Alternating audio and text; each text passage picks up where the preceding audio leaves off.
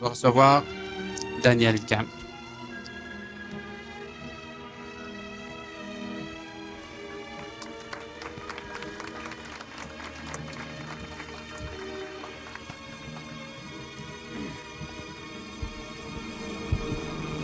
C'est intéressant, je suis reconnu pour me servir des opportunités qu'on me donne. Alors, j'ai pu constater ce soir une espèce de cristallisation collective avec une attente énergétique à un mouvement, une gêne collective étant donné que la collectivité ne le faisait pas. Et lorsqu'une personne s'est décidée, alors plusieurs se sont sentis libérés, d'autres ont resté gênés encore ne sachant pas si c'était maintenant ajusté ou non. Je parle des applaudissements.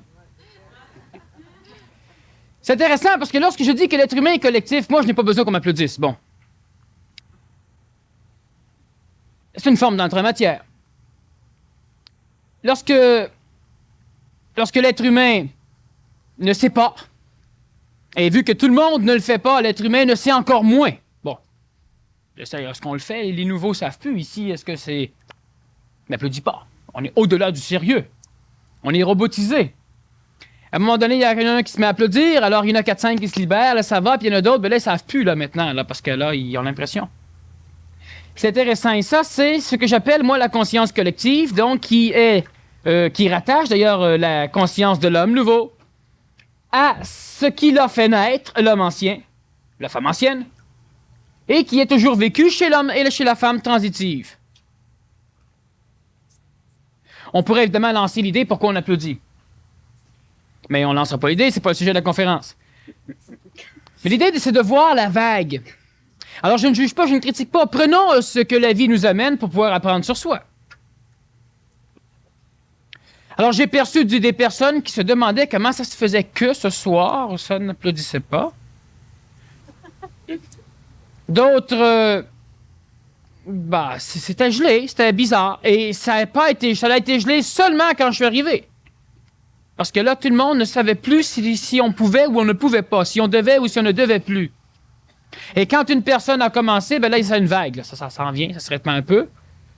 Et ça s'est répandu surtout du côté où la personne a commencé. C'est ça le phénomène collectif. Ce n'est pas un péché que d'être collectif. Mais c'est un problème que de ne pas le savoir.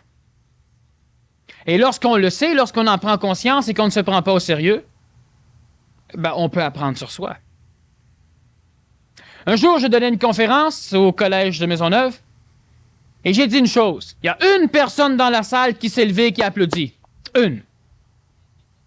Et elle n'a pas arrêté. Elle applaudissait. C'était bon. Elle s'est assise. Les autres, ils ont un qui a trouvé ça bon, eux autres aussi. Cette personne n'était pas collective. Mais quand on est collectif, on est collectif. Quand on en prend conscience, on ne doit pas souffrir. On n'est pas pire. Mais non, on est drôlement mieux, vu que maintenant on en prend conscience. Alors, allons-y pour l'écologie. Pour l'écologie. Alors, on va y aller avec un préambule pour nous aider un peu à rentrer dans le sujet, parce qu'il est un sujet très large. Quelle est la perception de l'homme ancien de l'écologie? Bon. Alors, on va aussi expliquer aux personnes qui ne sont pas tout à fait familières avec ce terme écologie et avec tous les termes que j'ai inventés autour de l'écologie, parce qu'imaginez-vous donc que l'écologie, c'est l'étude de la maison. Éco, maison, logis, science qui étudie ou étude. Étude de la maison, par extension, étude du milieu. Donc, étude de l'environnement, à force d'extendre. Et dans le livre que j'ai fini d'écrire, qui va sortir d'ici un mois à peu près, la différence, je parle à un moment donné que l'homme nouveau est écologique. Et à l'intérieur du livre, le rédacteur de la maison d'édition a mis en italique tous les mots qui ne sont pas dans le dictionnaire.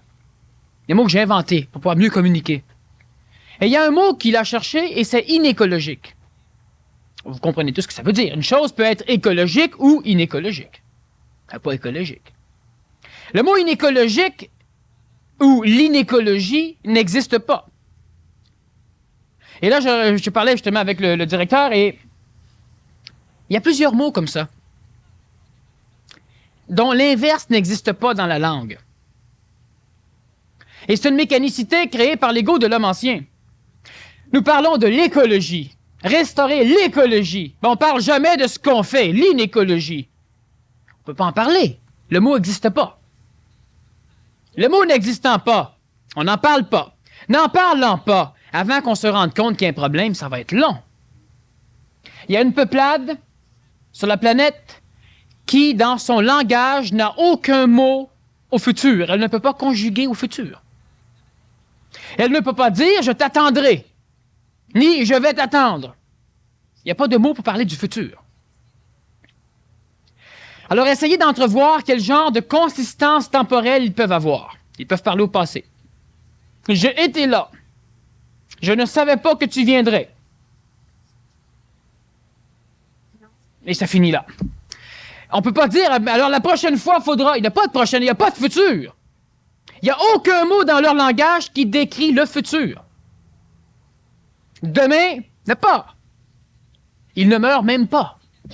Ils vivent presque l'instantanéité, mais étant des êtres humains, s'ils ne peuvent pas vivre dans une illusion du futur, ils sont cristallisés quand même dans la mémoire du passé.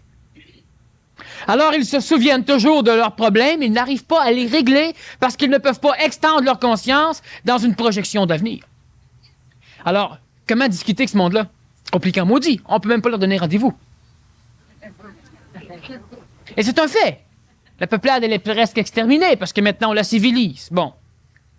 Ils sont toujours aussi malheureux, mais maintenant, ils vont savoir pourquoi. Et comment être plus malheureux. Enfin, comment le dire.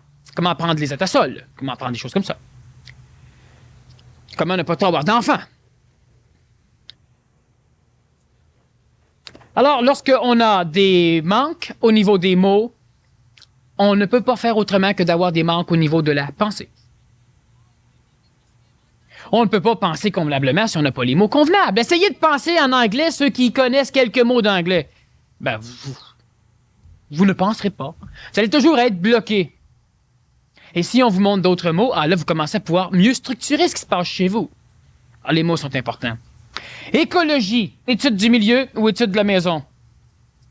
L'homme ancien voit l'écologie comme une science.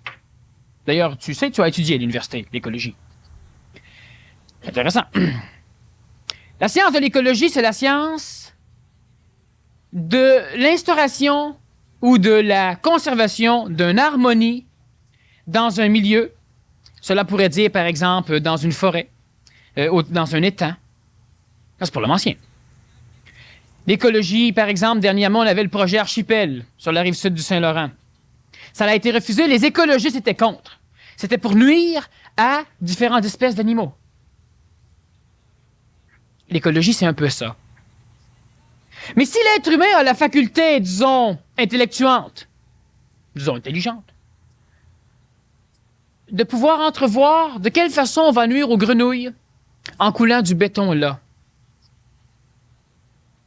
pourquoi n'a-t-il pas la faculté de se servir de cette écologie pour savoir de quelle façon on va nuire à tel enfant en faisant tel genre d'école? Pourquoi l'homme n'est-il pas capable d'inventer une science qui pourrait calculer la probabilité d'exactitude dans la création des mondes meilleurs? Pourquoi l'être humain doit-il toujours s'en remettre à l'espoir et au hasard dans l'attente d'une société meilleure? On a une science de destruction, la guerre. Toute la technologie du monde peut servir la guerre. Et la guerre ne fonctionne pas par concept. Elle fonctionne par l'émotivité des entrailles, la peur. Elle fonctionne par l'expression orgueilleuse de l'ego, le pouvoir. Et elle est mathématique, la guerre. On sait. Mais est-ce qu'on a une science pour construire la paix? Non, on fait des marches dans la rue. On ne fait pas de marche dans la rue pour construire la guerre. On lance des bombes. Et ça marche. Parce que lorsqu'un peuple veut faire la guerre, il réussit toujours à faire la guerre. Mais lorsqu'un peuple veut faire la paix, il ne réussit jamais à faire la paix.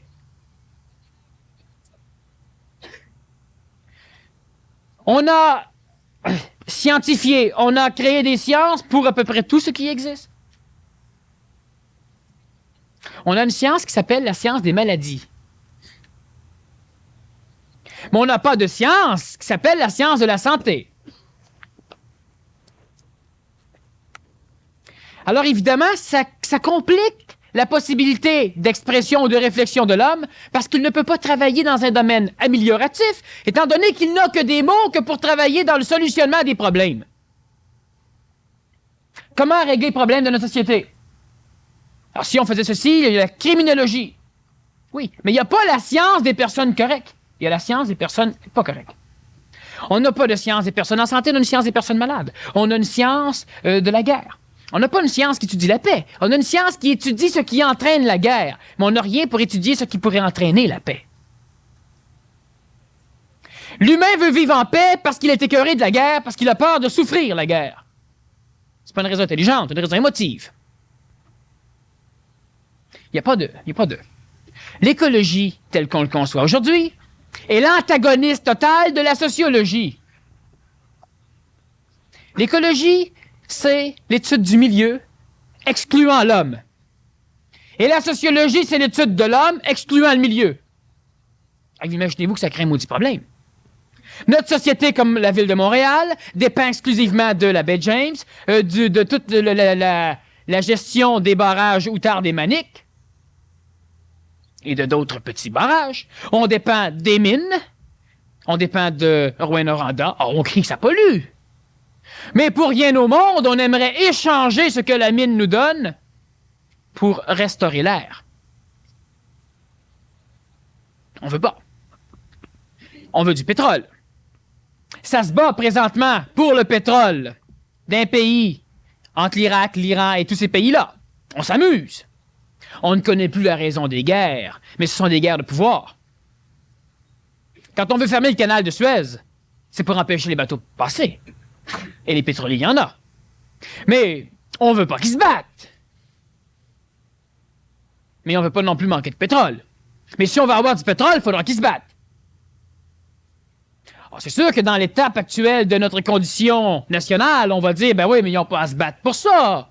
Ils ont un qu'à nous le vendre. 10 fois le prix qu'on veut le payer. Non, ils sont mieux de se battre, on va l'avoir moins cher. C'est pour ça qu'on génère des guerres dans ces pays-là.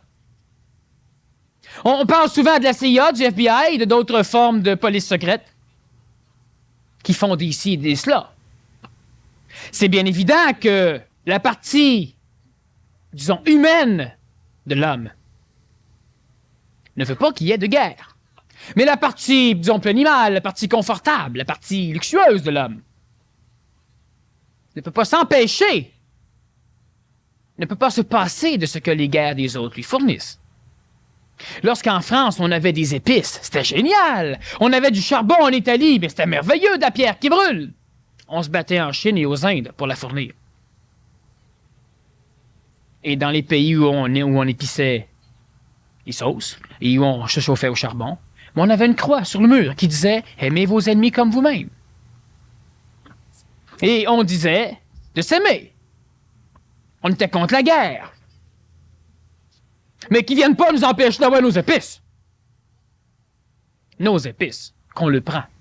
Alors, l'écologie de l'homme ancien, c'est une écologie qui exclut des choses. Et une écologie qui exclut n'est jamais écologique. Cela veut dire que, et c'est, même si la conférence peut paraître au-delà peut-être de vos possibilités d'agissement, d'action, c'est faux. Tout ce qui a tendance à exclure n'est jamais écologique, c'est toujours inécologique. Cela veut dire que dans le cadre actuel où vous vivez, vous ne pouvez pas penser exclure une chose. On peut transformer une chose. On peut adapter une chose. Le problème, c'est que si la chose qu'on adapte ou qu'on transforme était la chose correcte, et c'était nous qui n'étions pas corrects, on crée une décadence écologique. Et savez-vous comment l'homme nouveau est capable de percevoir si ce qu'il fait est écologique ou non? C'est pas compliqué. C'est que lorsque l'homme ancien ou l'homme nouveau va, par exemple, vous allez dans une forêt, vous faites un trou. Si en dedans d'une heure, tout ce qui a été un peu, disons, dérangé, s'est restauré, c'était écologique, ça ne dérangeait pas. Plus le temps est long entre ce que l'homme fait et le retour de la condition naturelle de vie, plus ce temps est long, plus on va vers le désastre écologique. Combien de temps pensez-vous que cela va prendre à la nature de dépolluer toutes les rivières sur la planète? C'est un désastre écologique. Tout l'air que nous respirons, c'est un désastre écologique. Parce que le temps est trop long. Désacidifier les lacs, désastre écologique. Oh oui, mais l'homme, avec sa vision ancienne de l'écologie, il n'y a qu'un tiers des lacs qui est acide. Un désastre écologique, un instant. Non, mais mets-toi au niveau du lac. Un lac acide. Ben, tout le lac est acide. Mets-toi au niveau du poisson ou de l'alevin qui est dans le lac. Tu n'appelleras pas ça un désastre écologique. Si toute l'URSS devient radioactive, c'est un désastre écologique pour l'URSS. Puis nous autres, on pourrait dire, ben oui, oh non, quand ça sera planète, ce sera un désastre écologique. Ça, c'est l'écologie de l'homme ancien. Il exclut des parties. À un moment donné, l'homme ancien voulait faire un chemin qui traversait la forêt amazonienne, la transamazonienne. Pour que la forêt ne gruge pas la route, l'autoroute, on prenait 100 km chaque côté, qu'on balayait complètement à coup de bulldozer, et on mettait des indigènes là-dessus, on leur fournissait des cabanes, et puis là, on leur disait cultiver. Comme ça, en cultivant, la forêt ne viendra pas. Ça fait 200 km, sans chaque bord de la route. Ben, les animaux qui traversaient d'un bord à l'autre, 200 km à ciel ouvert, ne traversent plus. On s'en va vers un désastre écologique, mais il y a une chose, c'est que la forêt amazonienne étant la partie terrestre, de surface, qui fournit le plus d'oxygène à la planète Terre, il ne fallait pas qu'elle soit coupée. Parce que, évidemment, c'est la mer qui fournit le plus d'oxygène à la planète Terre à cause des algues. Mais la partie de surface, la forêt, c'est la forêt amazonienne. On a été chanceux parce que les sauvages de la forêt amazonienne ont suffisamment sarbacané, tiré des sarbacanes, les indigènes qu'on avait placés là, qu'on n'a pas réussi à faire la forêt vierge. Parce que l'homme s'est opposé, le sauvage. Celui qui est naturel, celui qui fait partie du cadre de l'écologie, celui qui n'exclut pas les animaux dans son cadre, ben lui, il a exclu la société. On n'a pas réussi à faire la forêt. Peut-on dire que cet indigène, il est un peu écologiste comme l'homme nouveau pourrait l'être? Non. L'indigène n'est pas écologiste en ce sens que l'indigène fait partie de l'écologie de la place, mais fait partie de l'inconscience écologique de la place. L'indigène agissait comme l'oiseau ou comme le jaguar. L'indigène a un espace vital, pas touche. Comme le chien va pisser un peu partout, ben l'indigène lui tire des petites fléchettes empoisonnées un peu partout. Ça délimite son territoire. Embarque pas là-dedans. Autoroute ou pas, bulldozer ou non. Bon, embarque pas là-dedans. Alors, ce n'est pas de l'écologie parce que l'écologie est une science. Donc, l'écologie ne peut être pensée, comprise et appliquée que par celui qui a de l'intelligence. Elle peut être vécue inconsciemment par toutes les autres. Prenons l'exemple, nous amenons à un moment donné la tordeuse d'épinette d'Europe ici. En Europe, la tordeuse d'épinette, une petite chenille, aucun problème, elle tord quelques épinettes. Mais ici, elle tuait tous nos épinettes. Parce que nos épinettes ne sont pas capables de résister à la tordeuse. Alors, la tordeuse, elle fait partie d'un mécanisme tout à fait normal de l'écologie en Europe. Parce qu'elle empêche la race des épinettes de s'étendre un peu trop. Elle règle la gestion de la prolifération des épinettes. Mais ici, on avait un problème, non pas d'épinettes, mais un problème épineux. C'est que les tordeuses les bouffaient, nos épinettes. Et il a fallu qu'on fasse venir d'autres petites bébites, des champignons, des choses comme ça, pour essayer de venir à bout de la tordeuse. L'écologie, un jour, on va en Australie et on se rend compte qu'on peut amener des lapins parce que c'est merveilleux, on peut en manger. Et comme il n'y a aucun prédateur pour le lapin, c'est-à-dire qu'il n'y a aucun animal qui tue le lapin en Australie, ben au bout de 20 ans, on avait des lapins assez partout qu'il n'y avait plus rien qui poussait. Alors, on a pensé à faire venir des loups, des chiens, enfin, quelque chose pour les bouffer, les lapins. Parce que l'homme, maintenant, mangeait des conserves, c'était plus des lapins. On avait évolué. On mangeait du bœuf, on mangeait du kangourou. Bon, et maintenant, on était pogné avec des lapins. Conserve de lapin. Conserve de lapin pour exporter. Alors, ça, ce sont des problèmes écologiques. Mais qu'est-ce que l'écologie? Qu'est-ce que c'est? Je vais vous donner un exemple de désastre écologique. Pollution de l'air, désastre écologique. Oh, aujourd'hui, l'homme, c'est pas un désastre. Pas encore, on peut respirer. Vous savez que si vous faites du jogging dans le centre-ville, vous pouvez mourir assez rapidement de problèmes pulmonaires. Pour la simple raison que lorsque l'on annonce à la radio que le degré de pollution, il est, disons, 0,9, et qu'à 1, c'est dangereux, mais 0,9, on est à la limite, vous pouvez respirer. Et ça, on l'annonce souvent en hiver, on le dit. On a le degré de pollution. Oui, mais ça, c'est parce que vous respirez calmement, comme on respire là. Celui qui fait du jogging, il respire 10, 20, 30 fois ou 40 fois plus que vous. En dedans d'une minute, il ramasse 40 fois plus de toxines. Alors, c'est plus 0,9. Disons 1. On est rendu à 40. C'est pas un désastre écologique. Le monde tombe pas tout de suite comme des mouches. C'est ça qui est le problème de l'écologie de l'homme ancien. C'est jamais un désastre. Ça fait mal. Non, on n'a pas fait de désastre. C'est une bombe à retardement. Oui, et exactement. Que tu aies une bombe dans ton salon qui va sauter dans 1 heure, devrais te dire, moi, je suis sécure, j'ai encore au moins 1 heure. Dans 58 minutes, moi, l'éteindre ou moi sortir. Pas là. Mais tout d'un coup que tu t'endors pendant cette heure-là en écoutant ton vidéo, ben la bombe, elle va sauter, tu ne le sauras jamais. C'est effectivement une bombe à retardement. Mais le problème, c'est que nous, on ne s'occupe pas de nos désastres écologiques, on s'occupe de politique, on s'occupe de nos vies, on s'occupe de travailler, on s'occupe d'avoir de l'argent, on s'occupe de s'amuser, on s'occupe d'oublier qu'on est sur une bombe, on s'occupe du fait qu'on s'endort. Puis à un moment donné, ben ça va sauter. Des désastres écologiques? Une dépression nerveuse chez un humain, c'est un désastre écologique. Vous savez que tuer un être humain ou le rendre dépressif, c'est comme rentrer dans une forêt puis de rendre la forêt dépressive. Couper un paquet d'arbres, les laisser pourrir à terre, faire des trous un peu partout, puis en laisser ça là en chantier, puis s'en aller. Avoir un petit chalet dans une petite forêt, là, sur le bord du chemin, monter en haut de la côte, faire un immense massacre d'arbres pour planter une antenne, mieux capter la télévision. Écologiquement, il y a un problème. Mais l'écologie de l'homme ancien, c'est qu'elle exclut. Elle a. L'homme ancien se dit, oui, mais moi, je veux être confortable. J'ai mon cadre écologique. Et si ce cadre marche, le reste, ça n'a pas d'importance. Alors, je plante mon antenne, puis je me fous des animaux qui vivent là. Je coupe tous les arbres qu'il y a là, puis ça me dérange pas. Les arbres, je les laisse tomber, je les laisse là. Mon antenne, maintenant, elle peut capter mieux, je redescends en bas. Et là, je suis bien.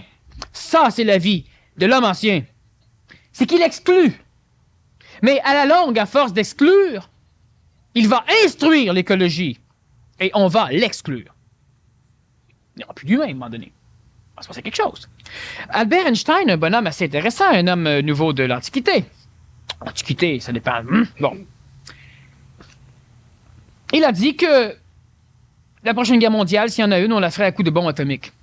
La 3e. Et la 4e, à coup de bâton et de roche. Ça. Il ne restera plus rien. Alors, si on veut se battre, il faudra prendre des roches, des bâtons, parce qu'il n'y aura plus rien. C'est ça le phénomène de l'écologie. Un être humain dépressif, c'est un désastre écologique. Un étudiant qui s'écarte d'aller à l'école, qui comprend plus rien, qui sait plus, qui veut plus, c'est un désastre écologique. L'écologie sociale.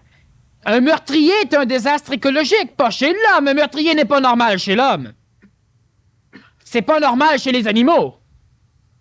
Il y a un animal sur la planète qui chasse pour le plaisir, en plus de se nourrir. Un, à part de l'homme. C'est l'épaulard. L'ocre. Mais l'homme peut chasser aussi pour le plaisir. Mais lorsque l'homme en est rendu à tendre des immenses filets pour ramasser un paquet d'oiseaux parce qu'il en collectionne un dans le lot, même l'épaulard ne fait pas ça. Désastre écologique. Le problème qu'on a présentement, à savoir si on avorte ou si on n'avorte pas. Ben, c'est un problème écologique. J'ai entendu un animateur de radio dire que ça regardait pas la femme, ça. Il a même dit qu'on manquait de jeunes au Québec. Cessez d'avorter, on a plus de monde. Il y a une femme qui a dit c'est pas mal bon, on va peupler le Québec avec les enfants qu'on veut pas. C'est ça le problème. L'écologie, on y va. On s'amuse. On joue avec l'homme. Et si l'homme est un être de lumière, sachez qu'on joue avec le feu. Alors, l'homme ancien voit l'écologie comment? Ben, si j'ai mon eau, moi, peut-être on n'a pas, c'est pas grave, mon cadre écologique, il est correct. Quand tu vas me tirer ton verre par la face, ben là, je comprendrai plus. L'écologie de l'homme nouveau porte un autre nom, planétologie. C'est l'étude du milieu. Et ce milieu, c'est la planète. La Terre. Est-ce que c'est trop grandiose pour vous autres pour que vous puissiez saisir et suivre? Peut-être que oui, peut-être que non. Mais sachez une chose, c'est que la gestion de la boule, elle commence par la gestion de sa boule. Faut pas perdre la boule. De vue. Faut pas perdre la Terre, faut pas perdre nous autres. Votre demeure, votre maison, est-ce que c'est harmonieusement orchestré? C'est l'écologie. Ou si votre demeure, elle est inécologique? Évidemment, lorsqu'un bonhomme rentre quelque part et qu'il découvre qu'il y a une inécologie d'instaurer, il n'a pas la solution tout de suite. Mais il y a une chose, c'est que celui qui ne sait pas qu'il y a de l'inécologie, il ne fera jamais rien pour changer quelque chose. Alors si on prend conscience que si au pire on est les invités de la planète Terre, qu'on n'a pas à toute la transformer selon notre propre volonté, au pire, ou qu'au mieux on est les gestionnaires de cette Terre, quelle que soit la raison, on est sur la Terre. La Terre nous fournit des choses que nous prenons, remettons-nous, orchestrons-nous du moins, pour aider celle-ci à pouvoir continuer à nous donner. Ça, c'est au niveau planétaire. Au niveau humain, c'est la même chose. La société, c'est un cadre écologique qui ne doit pas exclure la parasociété, tout ce qui entoure la société. La parasociété de Montréal, c'est la province de Québec. La parasociété du Québec, c'est le Canada. La parasociété du Canada, c'est l'Amérique. La parasociété de l'Amérique, c'est le reste de la Terre. Et si on veut être écologiste, on doit envisager la Terre. L'homme nouveau a une conscience planétaire au minimum. Et lorsqu'on lui dit, oui, mais il y a tel problème là-bas, on devrait régler ça. C'est un ensemble. On ne peut pas aller dans un pays et régler une chose. Prenons l'exemple, on va en Afghanistan et on met les Russes dehors. On règle le problème. On règle rien. On va avoir les Russes sur le dos. On a réglé le problème de l'Afghanistan. Oui, mais on n'a réglé aucun problème. Tant que l'homme ancien fonctionne par solutionnement local, il ne peut pas régler le problème, il ne peut que transposer le problème. Et comprendre l'écologie, c'est ne pas transposer le problème qu'on a chez soi dans la cour du voisin. Mais c'est toujours ce qu'on fait. Oh, le travail, la condition de travail, l'endroit où vous travaillez, doit être un cadre écologique. Si vous le comprenez là, vous ne pouvez pas arriver demain matin et dire à votre patron, demain matin c'est compliqué, c'est samedi, lundi, de dire à votre patron, ben là c'est pas écologique ici, là, faudrait qu'on... Non, parce que lui n'a pas la conscience de l'écologie, ou les autres n'ont pas la conscience de l'écologie. Mais ce n'est pas une raison, et sachez une chose, c'est que ce n'est pas écologique que d'attendre que tout le monde soit écologique pour devenir écologique. Ce n'est pas écologique et ce n'est pas intelligent.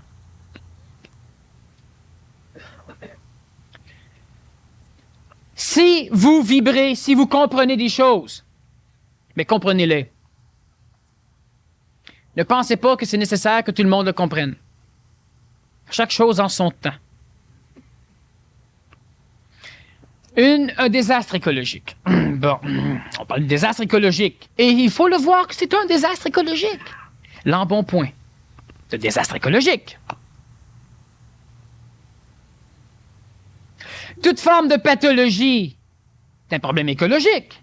Vous avez une écologie corporelle, comme vous avez une écologie vitale, comme vous avez une écologie astrale ou psychologique, comme vous avez une écologie mentale. L'engueulade entre deux êtres humains, c'est un désastre écologique. Pas parce que les animaux ne s'engueulent pas. Les animaux se battent pour des raisons. Non, c'est pas ça. C'est que l'homme a une chose différente de l'animal, c'est que l'homme a de l'intelligence, et l'intelligence, c'est la faculté qu'a l'homme de savoir une chose sans l'avoir expérimenté ou sans l'avoir appris. Deux êtres intelligents ne peuvent pas se battre ou se chicaner.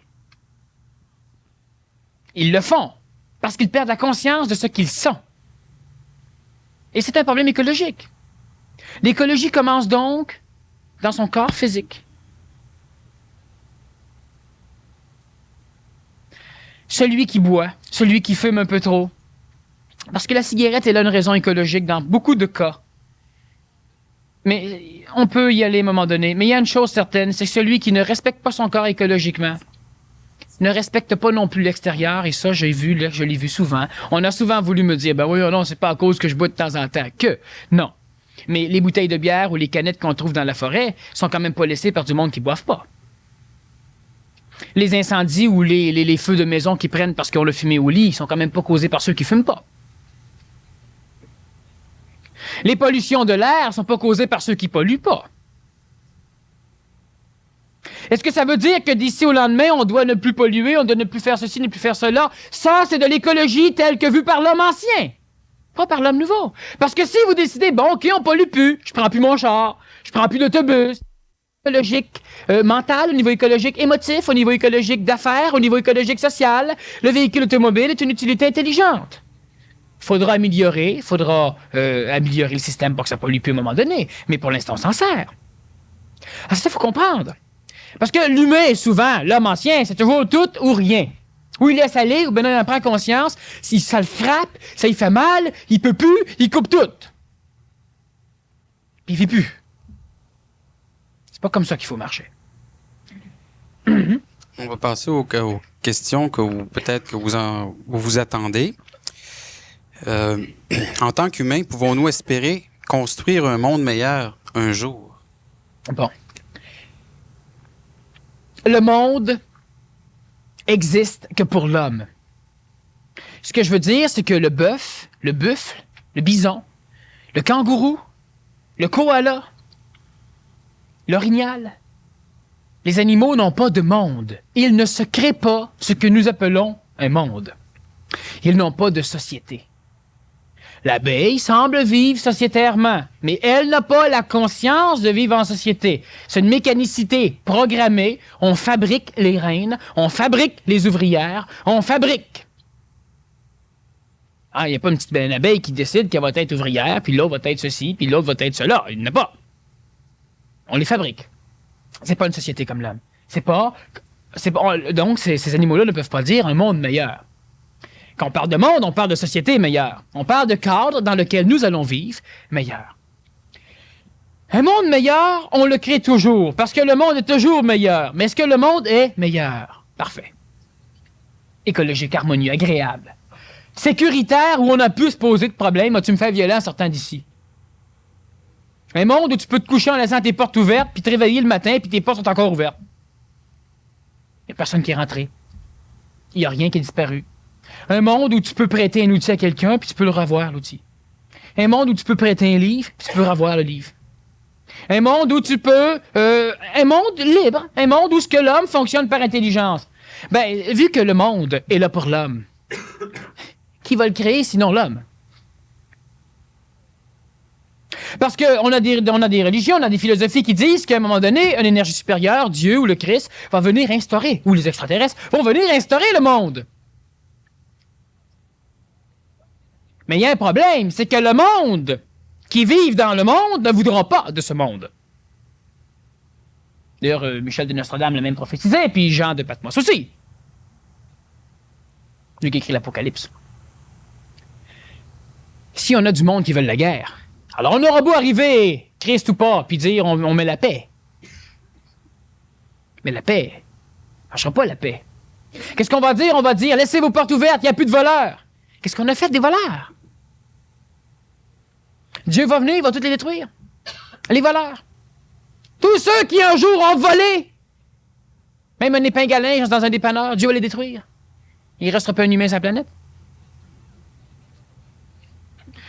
Alors, on ne détruit pas les voleurs. Alors, comment y aurait-il plus de voleurs? Tout le monde laisse sa porte ouverte. Il y a un maudit paquet de monde qui va en profiter.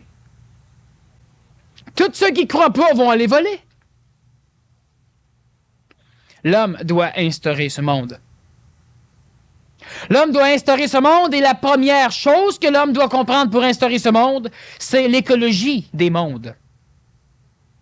C'est-à-dire que l'homme ne peut pas arriver et passer une loi qui interdit le vol.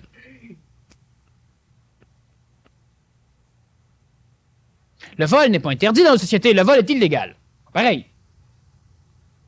Le vol est punissable. Il n'est pas interdit. Mais passer une loi qui interdit le vol, ça ne changera rien. Faut donc s'arranger pour que l'être humain change. Mais est-ce qu'on peut changer l'homme? Non. Parce que si on veut changer l'homme, on fait du lavage de cerveau, on fait du sectarisme, on fait du gourouisme.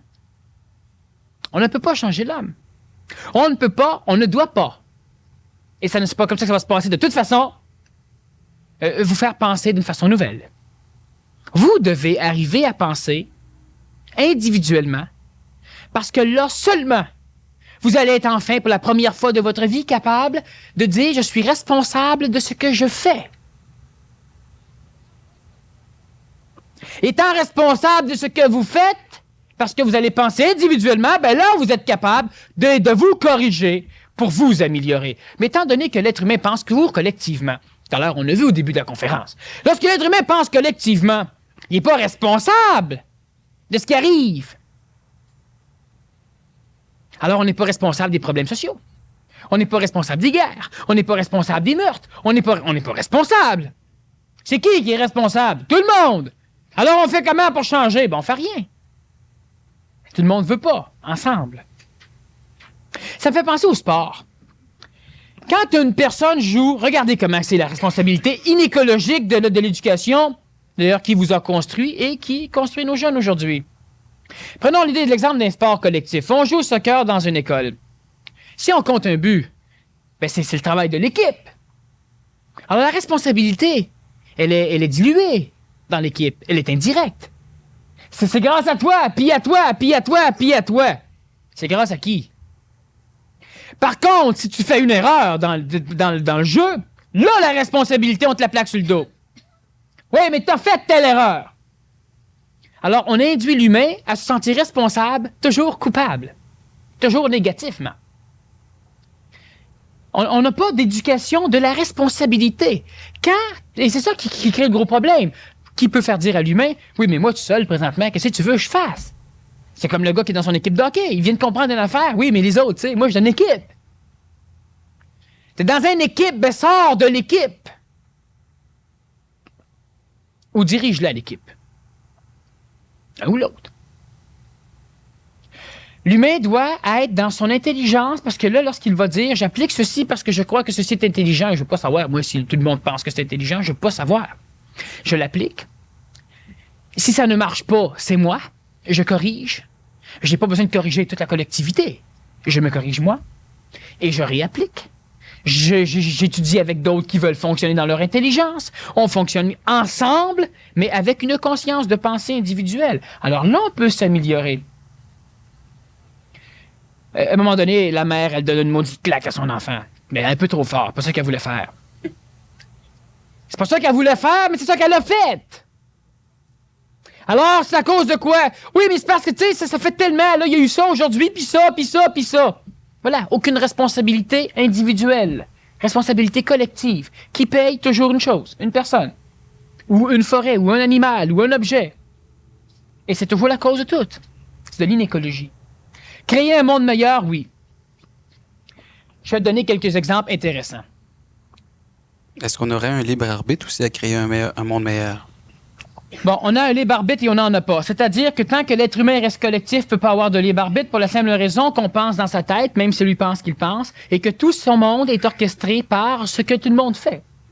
Je donne un exemple. En politique, tu votes pour le moins pire. C'est pas un libre arbitre. Quand tu vas magasiner, tu achètes le linge qui te va le mieux. Le linge qu'on t'offre. C'est pas un libre arbitre. Quand tu décides d'aller d'une place à une autre, tu prends les chemins qui te sont offerts. Tu peux choisir le meilleur parmi les chemins, donc tu as une espèce de possibilité d'intentionnalité, tu peux choisir. Mais tu n'as pas un libre arbitre. Libre arbitre. Tu as un arbitre. Pas libre. La personne qui a un accident, est-ce qu'elle le voulait? Non, c'est pas un libre arbitre. La personne qui achète un billet, elle veut gagner, elle gagne pas pareil, alors on en a un maudit paquet, c'est pas un libre arbitre. La personne qui veut être en santé, elle est malade. La personne qui veut être heureuse, elle souffre. La personne qui veut la paix veut la guerre. La personne qui veut manger souvent a faim. On n'a pas ce qu'il faut. En tout cas, le libre arbitre, oui, parle-moi-en du libre arbitre. On a le libre arbitre, même pas, de décider avoir des choses qu'on n'aura jamais. Alors on peut rêver. L'être humain n'a pas de libre arbitre. L'être humain, l'homme ancien n'a pas de libre arbitre. Tandis que l'être humain conséquentiel n'a pas plus de libre arbitre, mais il n'en a plus besoin. L'homme ancien a besoin du libre arbitre. Il a besoin de dire, crime, c'est moi qui ai décidé. Moi, j'ai décidé d'acheter des billets de loterie. Puis si on n'aurait pas inventé la loterie, tu n'aurais-tu acheté pareil? Puis si on ne l'aurait pas publicisé. Puis s'il n'y aurait pas des gros lots pour t'attirer. Puis s'il n'y aurait pas tout ce que tu pourrais acheter avec le gros lot. T'achèterais-tu des billets de loterie? Ben non, ouais, je suis pas fou. C'est ça. C'est tout ça qui t'a manipulé à en acheter. T'as pas décidé d'aller en acheter un. J'ai pris la décision d'aller voir le médecin. Ah ouais? Même si tu serais en santé, t'aurais pris la décision d'aller voir le médecin? Ben non, niaiseux, je serais en santé, j'aurais pas été. C'est la maladie qui te fait prendre la décision. T'as pas pris une décision comme telle. J'ai décidé que je mangeais. Non. Ou bien t'as faim, donc il faut bien que tu manges parce que t'es mal pris. Tu ne peux pas décider autre chose que de manger quand t'as faim. Tu peux avoir une faim psychologique. Ah oui, mais c'est plus fort que moi. C'est ça! C'est plus fort que toi. T'appelles ça un libre arbitre? T'appelles pas ça une manipulation? Est-ce qu'on pollue de cette façon-là aussi? On pollue astralement, ça va de soi. On brise l'écologie psychologique de l'humain. On brime la conscience intelligente individuelle des humains. On fait de la publicité, une barre Mars tous les jours, imaginez-vous. Les dentistes doivent être ravis. Et la personne, elle a pris la décision.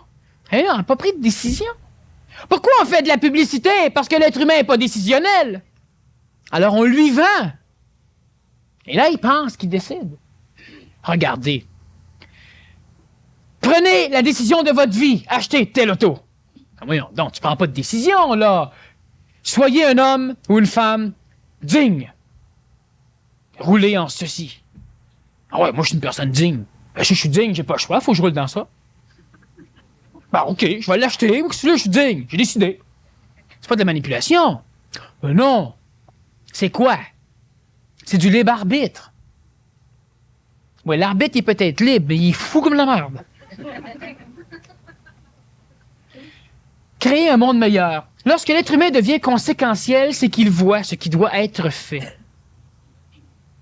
Dernièrement, on me demandait à la radio, « Ouais, mais vous parlez un peu, là, c'est-tu du communisme? »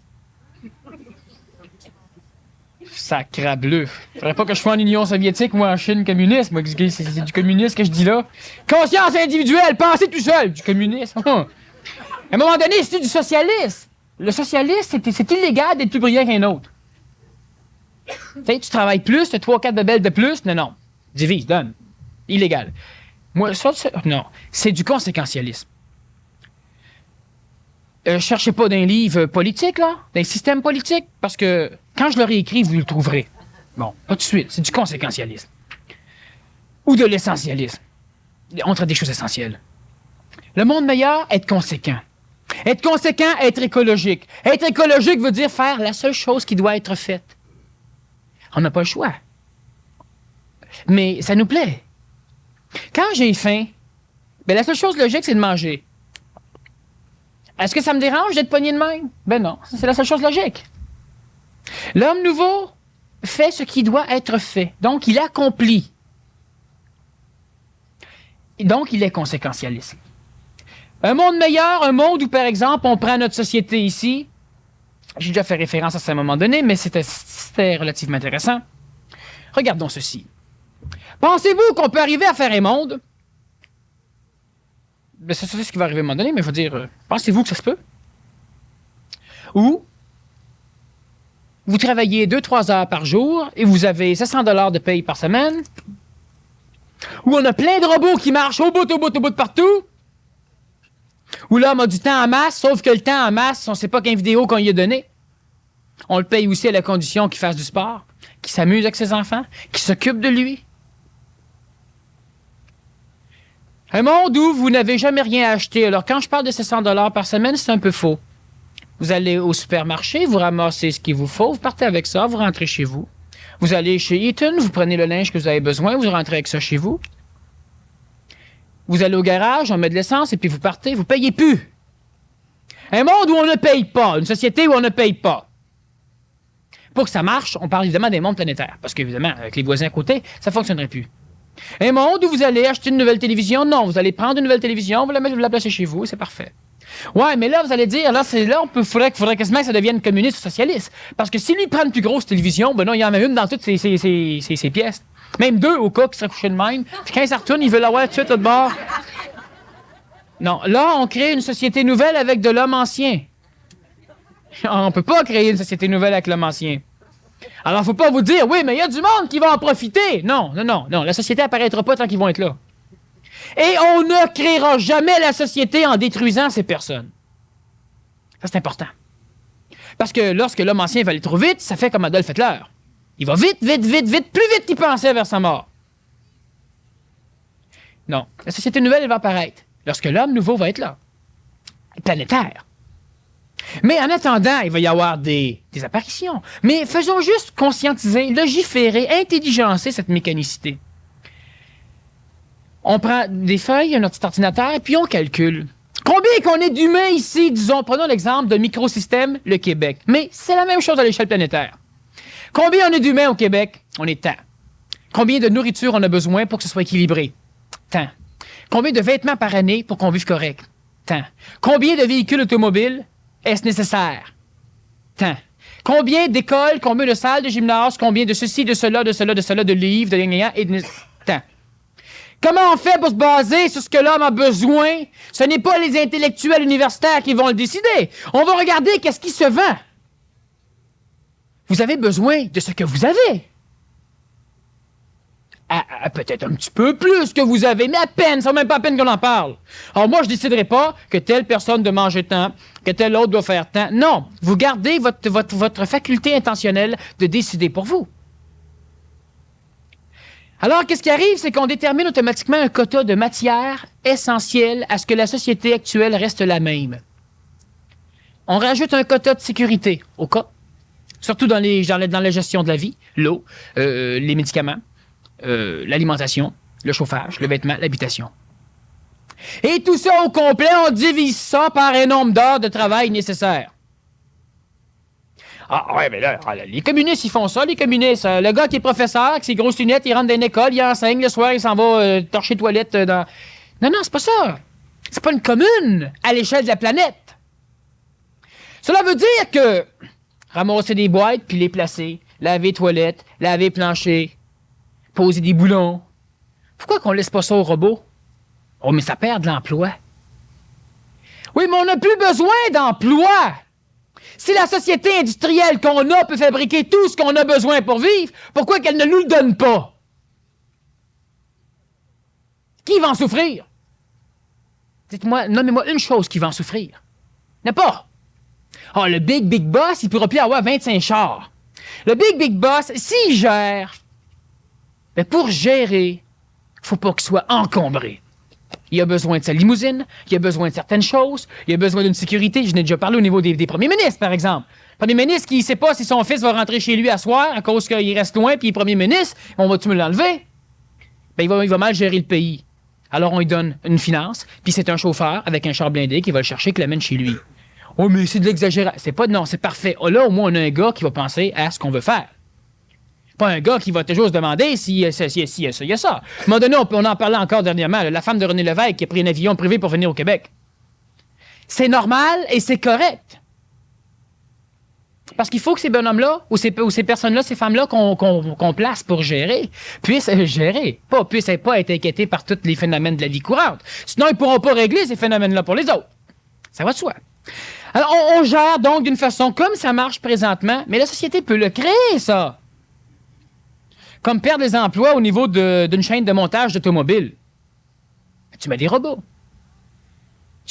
Présentement, ça pourrait se faire. Une compagnie pourrait décider de le faire. Ça ne sera pas comme ça. Mais, je vais grosso modo, mais ça peut se faire.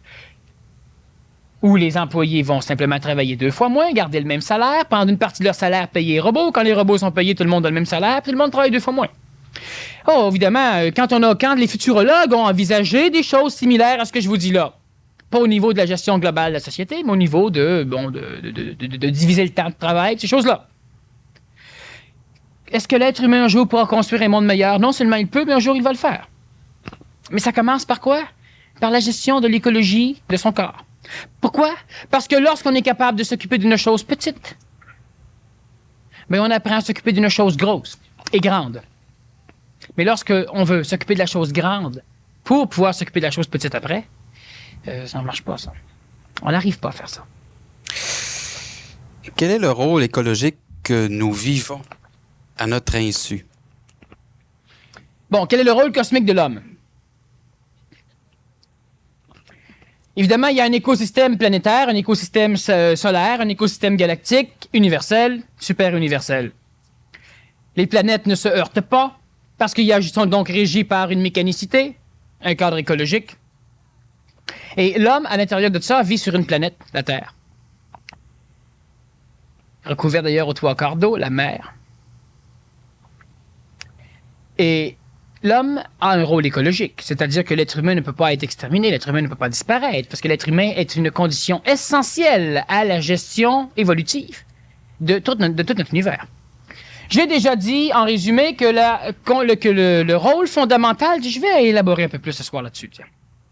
Le rôle fondamental de l'homme sur la planète Terre, pourquoi l'homme est créé? On a déjà abordé de quelle façon il a été créé, d'où il venait, de quelle façon il était constitué. On va revenir là-dessus aussi. Pourquoi il a été créé, l'homme?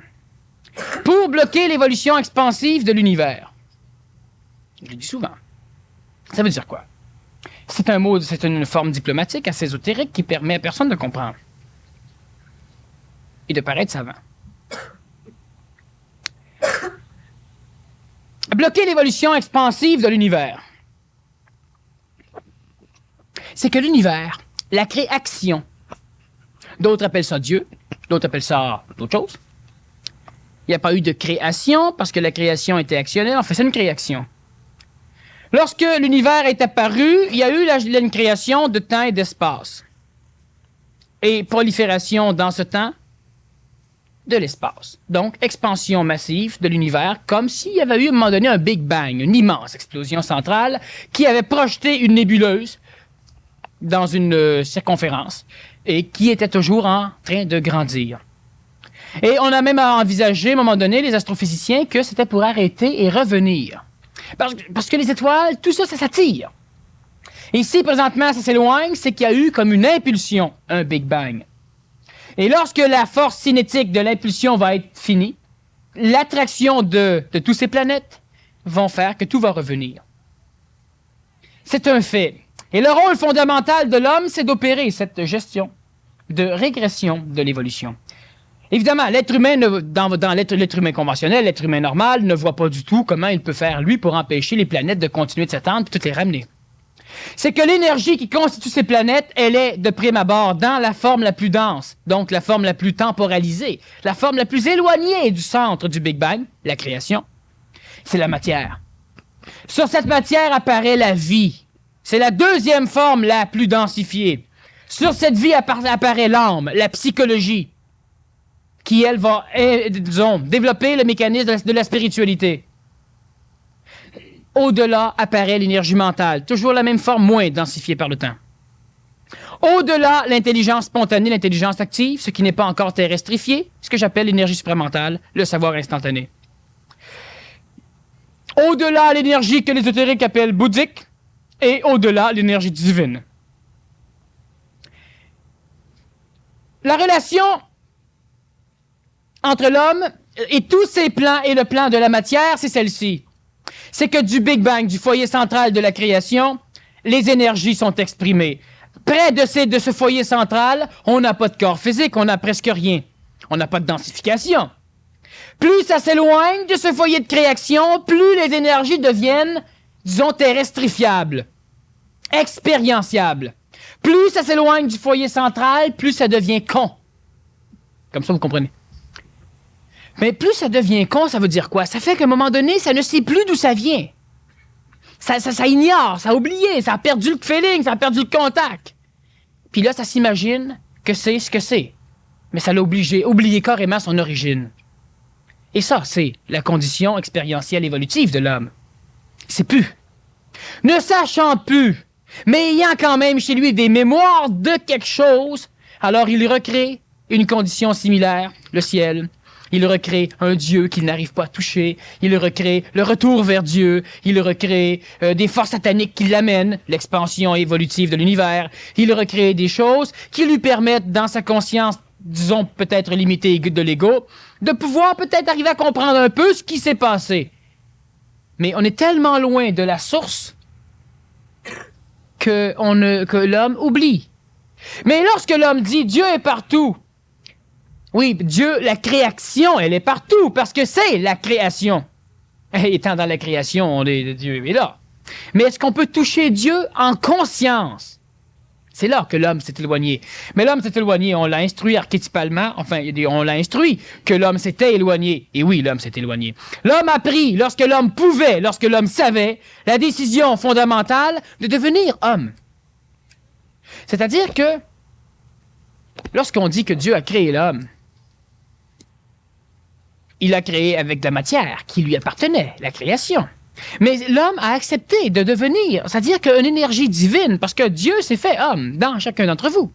Une partie de cette création ou de cette création qui n'était pas terrestrifiée, qui n'avait pas oublié, qui était consciente, a décidé d'accepter, d'accomplir une chose, c'est de se terrestrifier, de venir se plugger sur la matière, de s'agripper à la matière et de faire évoluer la matière.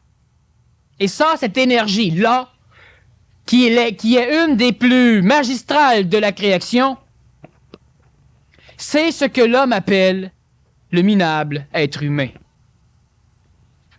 Minable parce que dans la condition présente de l'homme ne voit pas. Pourquoi? L'homme a oublié, on l'a coupé. Parce qu'on est tellement densifié. Et c'est quoi l'évolution améliorative de l'humain? Ben, c'est justement ça, cette réénergisation pour arriver à comprendre, pour arriver à voir. Alors, est-ce que l'homme va arriver à créer un jour un monde meilleur? Oui! Pour la simple raison que l'homme est en train de se reconnecter à une conscience instantanée, à une conscience où il va pouvoir englober la planète. Alors là, l'homme va comprendre. Là, l'homme va cesser de souffrir. Là, l'homme se posera plus de questions. Là, l'être humain, l'homme, la femme, ça va de soi, et l'enfant. Là, l'être humain va être correct. Là, il va être libre. Mais, pour l'instant, l'être humain a été restrifié, l'être humain a oublié, l'être humain ne sait plus. Et l'être humain vit une forme d'évolution où il a une raison écologique d'être, celle de restreindre l'évolution expansive de l'univers pour pouvoir ramener toutes ces choses-là. Évidemment, vous allez dire, si l'être humain revient lentement vers Dieu, de quelle façon Mars, de quelle façon les autres galaxies vont revenir, c'est que ce que l'être humain fait va servir à laisser une trace d'apprentissage au niveau de l'univers. Quand on parle souvent des extraterrestres qui viennent voir si on a besoin d'aide, les extraterrestres sont des imbéciles qui n'ont pas voulu énergétiquement et qui n'ont pas su se terrestrifier. Donc, ils n'ont pas de corps dense comme le nôtre. Ils ne peuvent pas souffrir comme nous souffrons pour la simple raison qu'ils n'ont pas de taux vibratoire aussi bas que le nôtre. Donc, dans notre évolution, nous sommes mauditement plus évolués qu'eux et ils ne viennent pas voir si on a besoin d'aide. Ça fait longtemps qu'ils nous auraient aidés. Ils viennent voir si on peut les aider. Ils attendent après l'homme. Et évidemment, ils vont instruire l'homme parce que lorsqu'il pénètre la sphère de notre planète, il se densifie un peu plus, alors il s'égoïse un peu plus, alors ils veulent devenir maître, ils veulent donner des missions à l'homme. Ils attendent après l'homme. Il n'y a pas un être intelligent qui aurait vu que la planète Terre a besoin d'aide, qui aurait passé de l'époque égyptienne jusqu'à aujourd'hui à attendre que quoi? Alors, ils font des apparitions de temps en temps devant un journaliste débile, devant une grosse madame enceinte de 12 enfants, devant je ne sais quoi. Mais jamais devant des personnages qui pourraient gérer une société pour entrer en contact avec eux autres. Jamais.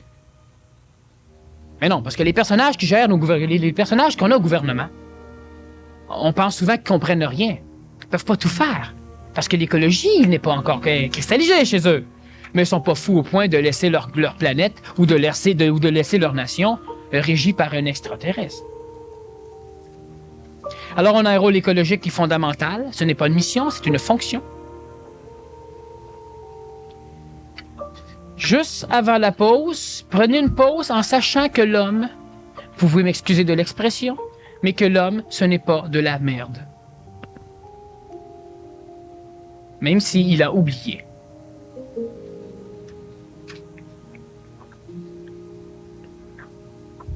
Alors, à toi la parole. Eh bien, Ça passait vite. Je vais vous faire une petite annonce pour renouveler. Je vous rappelle que le spécial de la soirée, si vous achetez le billet de la prochaine conférence de Daniel, vous recevrez gratuitement l'enregistrement de la première partie de la conférence de ce soir sur cassette. Et n'oubliez pas de nous apporter aussi vos questions.